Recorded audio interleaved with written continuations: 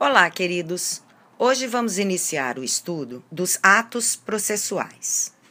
O que vem a ser um ato processual é todo aquele ato praticado no processo e que tem relevância jurídica naquele processo. Os atos processuais são classificados no Código de Processo Civil segundo o critério subjetivo, ou seja, os atos não são classificados segundo o seu conteúdo, mas sim segundo os sujeitos que os praticam. Desta forma, no CPC, os atos processuais estão divididos em atos das partes, atos do juiz e atos do escrivão ou do chefe da secretaria. Contudo, esta classificação está incompleta. Ela não contempla outras pessoas que, igualmente, podem praticar atos processuais, como o perito, o terceiro interessado, o Ministério Público, o leiloeiro e outros. Os atos processuais das partes se dividem em atos postulatórios, atos instrutórios e atos dispositivos. Os atos postulatórios são aqueles que consistem na manifestação de vontades das partes, solicitando um pronunciamento do juiz.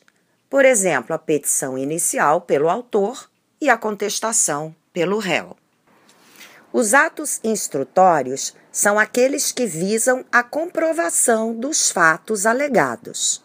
São considerados, assim, o depoimento pessoal, a oitiva de testemunhas e a produção de prova pericial. Os atos dispositivos, por sua vez, são negócios jurídicos praticados dentro do processo e que exigem, para que tenham validade, um provimento jurisdicional homologatório. São exemplos a conciliação ou a suspensão do processo. São atos do escrivão os chamados atos burocráticos e podem ser classificados em atos de autuação, atos de documentação, atos de comunicação e atos ordinatórios. Os atos de autuação consistem em dar ao processo uma capa e nela colocar o nome do juízo, a natureza do feito, o número do processo, o nome das partes, a data de seu início e, por fim, quando encerrar, a data do encerramento. Os atos documentais são aqueles que o escrivão pratica para transferir manifestações de vontade dos sujeitos do processo, como, por exemplo, a gravação em audiência de um depoimento.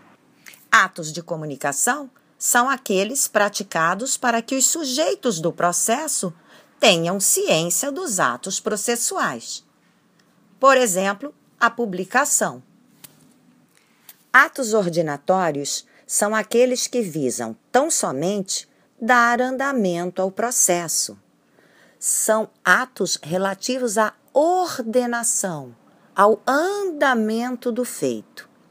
Estes devem ser praticados por iniciativa do escrivão, independentemente de determinação pelo juiz. São exemplos a juntada de documentos e o pregão das partes para a abertura da audiência. Sobre os atos do juiz, conversaremos na próxima aula. Assim também sobre os princípios dos atos processuais, os atos processuais no tempo, a contagem de prazos, preclusão e etc. Tchau, tchau.